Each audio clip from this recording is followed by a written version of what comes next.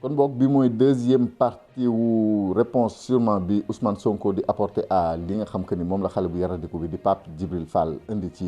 assemblée nationale ba dañ koo mujjee sax coupé parce que waa ji dafa dafa foogoon que ni mën na outsmart gars yi quoi waa nekk di xaabaabal nga fekk dina xam que ni Sénégal léegi ay fen doxatu fi. bon malheureusement nag apparemment fii son bi baaxul leerul trop am lu ma jot a sori sax mais nee na déglu rek naa ko xool mu koy yokkee ci montage bi. Ça veut dire que recrutement politique amoon pour recrutement politique am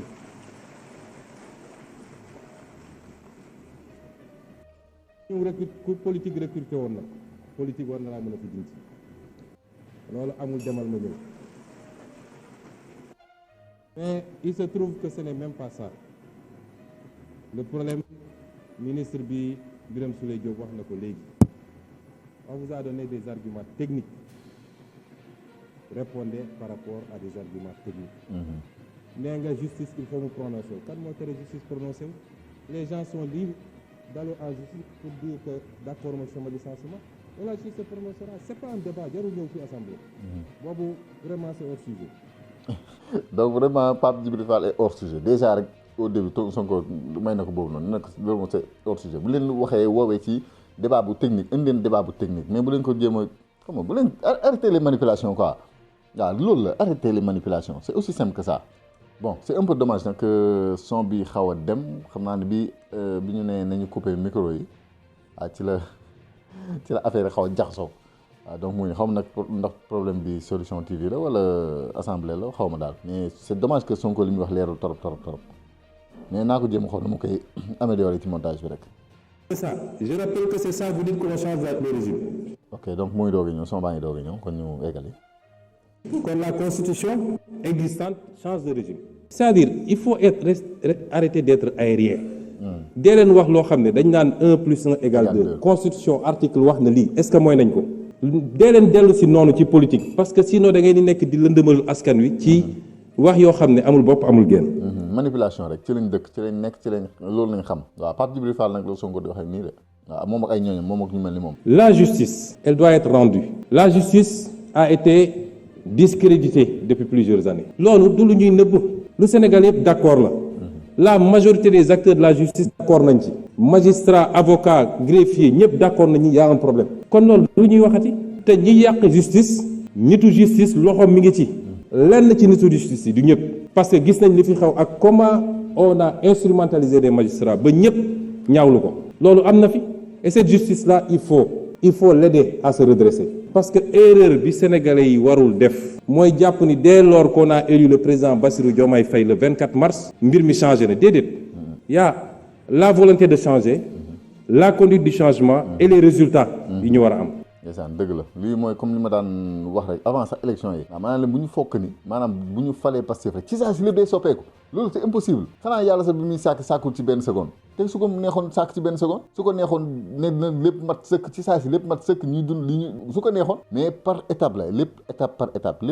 étape ba mu mat li ne manipulateurs yi ñoom ñooy ŋooy ci lépp dafa war a mat ci saa si bëgg nag maanaam lënd ma xelu sénégalais yi ba sénégalais yi war a retourner wu contre waa Pastef te loolu mënul nekk parce que sénégalais dañoo yeewu léegi waaw boo foogee que ni yaa ngi leen di nelawal fekk na instant boobu ñoom ñu ngi xool lu ñu lay def ba yee la yow donc loolay problème bi waaw manipulation yi dafa war a jeex tàkk te pour manipulation yooyu jeex il faut que ñun Sénégal askan bi ñu xam que ni vraiment il faut ñu mën leen wan que ni yéen attendez yéen da ngeen di nelaw wala quoi waaw ba lu ñu jàppee ay dof ñu ñëw xool garab bi leen fajee. L'État c'est le même État qui est là les mêmes agents hauts fonctionnaires magistrats etc. loolu c'est pas parce que changé nga président rek que loolu changé na de. liggéey la boo xam ne au jour lañ koy def. ce qu'on appelle l'état profond il est encore là. avec ses habitudes. l'état profond te dafa sori nag dafa sori de ay garab la bu nekkee garab tey mën nañ ne racines yi dafa sori ci biir suuf si ba nga xam que ni Sénégal benn xob la ci de d'accord naa nag que ni benn xob wala boog benn graine mën na waa créé waat beneen àll boo xam ne àll bu naat la bu gën a bees xaw ni ma koy waxee nii ndax di ngeen yéen a ngi gis image bi ma bëgg a wax mais l'état profond lii naan la deep state dafa exister c'est-à-dire tey ñun ñii les pays colonisés nii mën nañu am benn gouvernement ak affaire yooyu noonu yëpp fokk ni waaw ñun ñoo moom suñu bopp te fekk ne soo xoolee au plus profond ci ginnaaw am na lu nekk ci ginnaaw waaw dañuy gis que ni suñu président yi fi jot a jàll yëpp dañuy gis que ni bu ñu faloo rek daw nañ France exemple waaw c'est parce que ñoom seen bopp dafa am dañoo am seen propre dirigeant léegi nag ñun tey Sénégal bu ñu demee ba conscient ci loolu Afrique ci boppam conscient ci loolu ñu ne léegi dañuy récupérer suñu bopp bu ñu demee ba xaw a récupérer as tuut ci suñu bopp ba mën a fal suñu président pour une première fois ñu fal ñun askan mi ñu fal suñu président moo tax maanaam ñun c'est la première fois ñu doog am président ñu fal suñu bopp président waru ñoo jàpp que ni xalaat que ni fal nañ ko rek jeex na ci saa si non c'est pas possible ça va pas se passer comme ça waaw du demee noonu léegi nag lépp lu ñu war a régler waat lu ñu war a defaraat lu ñu war a récupérer waat suñu bopp dëgg par étape la étape par étape waaw te loolu nit ñi comprendre nañ ko quoi waaw donc manipulateurs yi ñoo fi war a nekk ñoom seen bopp ñoom ñooy liggéeyal instant bi deep state boobu noonu ay ñoom Pape Djibril Fall ak ay ñu mel noonu ñi nga xam ne ñoo ngi contre Pastef instant yi nii bëgg a yàq liggéey bi ñoom ñooy liggéeyal deep state boobu noonu bu nekkee comprendre nañ ko buñ ko yëgee buñ ko yëgul waaw te man gëm naa que ni yëg nañ ko dañuy manipuler loolu la rek mais deep state boobu noonu globalement ci àdduna bi dafa commencé di effondré wu waaw système boobu noonu dafa commencé di effondré wu parce que nit ñi dañoo yeewu nit ñi bu ñu yeewoo rek xam nga lu bëri day leer te liggéey la boo xam ne du liggéey bu yomb mais la justice am na erreur bi nit ñi di def le peuple a le droit de dire que j'attends c'est le service public de la justice pourquoi on peut mettre la pression sur le président sur le premier ministre sur l'Assemblée et le peuple au nom duquel la justice est rendue n'a pas le droit de dire mais j'ai un problème ci sama justice nu muy doxee au nom de quoi on dit le temps de la justice n'est pas le temps des hommes le temps de la justice est le temps des hommes parce que la justice est rendue au nom des hommes et en matière de justice il y a un principe qui est important la célérité la justice doit être rendue avec célérité ça c'est un principe fondamental du droit mën nañ ci poursuivre sax des magistrats lorsque par leur négligence dossiers yi dafa nekk ba peut-être sax génn ci dugg ci délai de prescription yi on peut poursuivre disciplinairement des magistrats tey bi ñu jóg ñëwee gars yi def inventaire laaj leen dans les cabinets d'instruction ñaata dossiers lañ fa fekk des milliers de dossiers qui dorment là-bas depuis longtemps on peut trouver des justifications peut-être amuñu suffisamment d'effectifs peut-être les conditions de travail mais en tout état de cause la justice doit être rendue avec célérité parce que le citoyen doit pouvoir connaître son sort rapidement et la société doit pouvoir être édifié sur le sort du citoyen est-ce que yoon la ñu ne nit jàpp nañ ko pour une banalité mu def 10 ans ñu ne mu ngi instruction est-ce que vous voudriez être dans cette situation vous kon yéen opposition da ngeen di ut fu ngeen di langaamu da ngeen amatul argument nee nga que actuellement dañuy dal ci kaw nit ñi gis nga la liberté d'expression constitution moo consacré la liberté d'expression est-ce que xam nga ban article moo ko wax ci constitution bi ak lan la wax je suis sûr que xamoo ko liroo ko l'article 10 de la Constitution dafa ne chacun a le droit d'exprimer et de diffuser librement ses opinions par la parole, la plume, l'image, la marche pacifique, pourvu que l'exercice de ces droits ne porte atteinte ni à l'honneur, ni à la considération d'autrui, ni à l'ordre public.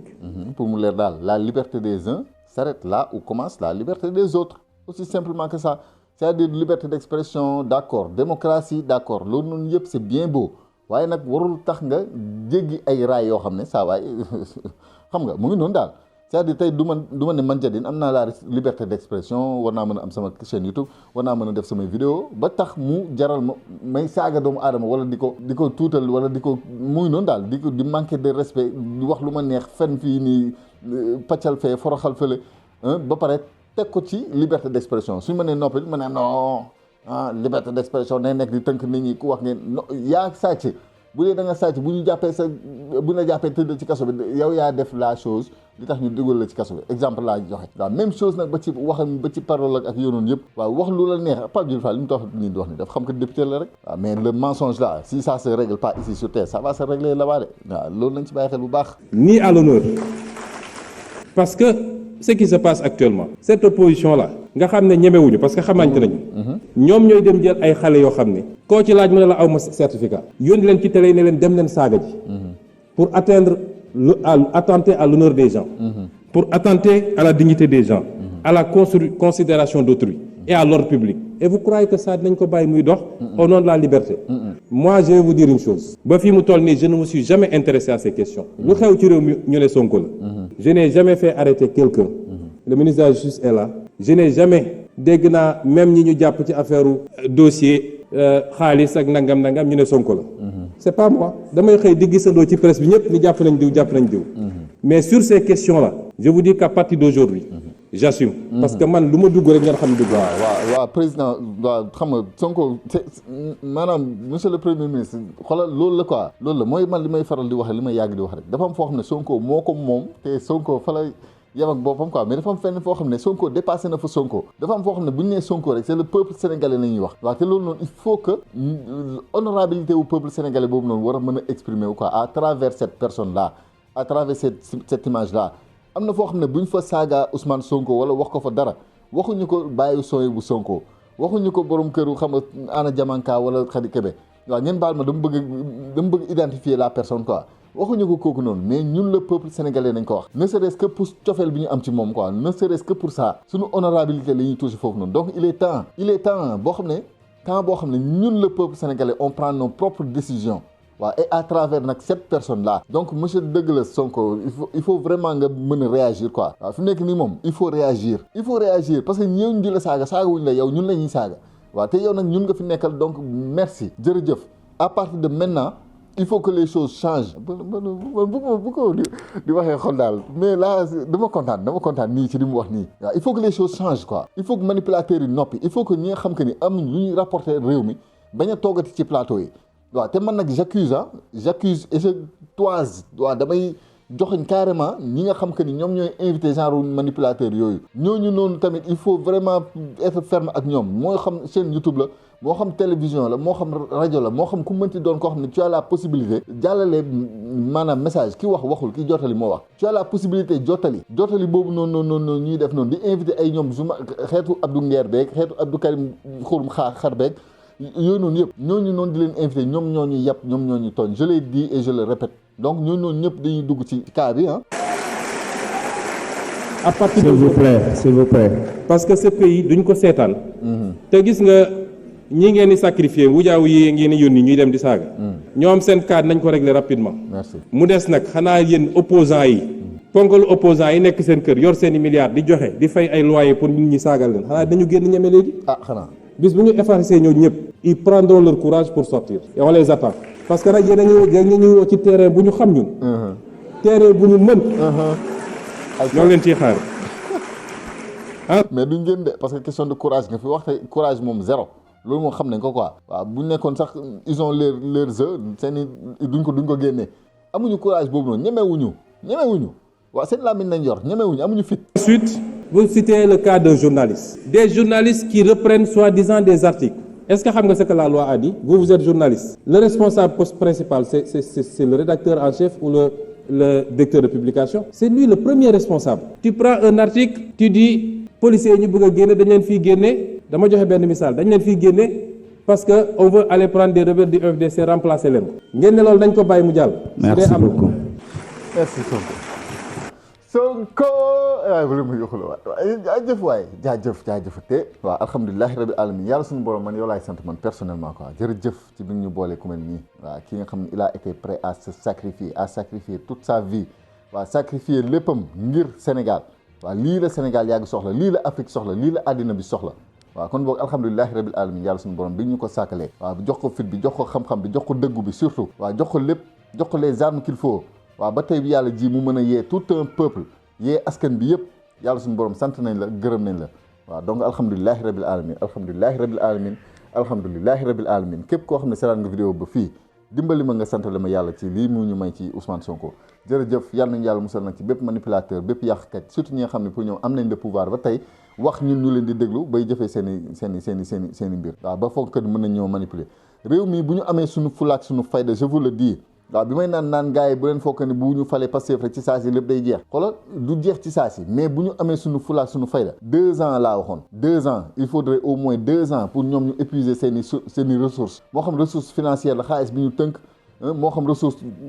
de fen la waaw il faudrait 2 ans man 2 ans yooyu laa wax te benn at bi jàll na waaw beneen at bii nii ci topp nag suñu fulaak suñu fayda bu mat sëkk moom mooy tax buñ ci àggee ñoom ñu disparaître carrément de la scène publique quoi waaw te il faut que ñun Sénégal ñu am ci suñu fulaak suñu fayda bu mat sëkk di xam lan lañu bëgg yan xeetu nit la ñuy seetaan yan xeetu nit la ñuy déglu mais malheureusement ñun Sénégal ñun ñoo bëgg le trash loolu tamit il faut ñu waxatee dee ñun ñoo bëgg le trash ñun ñoo bëgg ay nit yoo xam ne tekkiwuñ dara di leen seetaan da ngay gis ñu leen di dem seetaan yi fi ñu leen invité nekk ci commentaire di leen saaga di leen kii di leen tontu ku wax Sonko lu ko neex ñu ñëw patriote yi ñoo ñëw di ko tontu di ko saaga waaw te loolu nag mu ngi poussé vidéo bi poussé algorithme pour mu yokk vidéo bi visibilité waaw donc ñun ñooy war a tànn exactement li ñu bëgg ak li ñuy bañ suñu réew waaw boo bëggee dem Ndar bul jaar yoonu Casamance boo bëggee dem Casamance bul jaar yoonu Tamba c'est-à-dire da ngay tegu ci yoon bi nga war a tegu boo bëggee dem fi nga bëgg a àgg c'est aussi simple que ça waaw c'est à nous de choisir nag yàlla dimbali nañu may nañu vidéo bi may préparé tey buy war a génn tey ci guddi naa ñëw ci xeetu affaire boobu noonu quoi surtout globalement naka la loxo yàlla nekkee ci mbir yi waaw ba ñu gis ko mu leen ñu naañ suñuy bët waaw donc loolu la daal maa ngi leen di ziar di leen jaajëfal bu baax a baax di leen jox daal di leen dig day ci vidéo bi ci topp incha allah rabbi jaa ngeen jëf waaye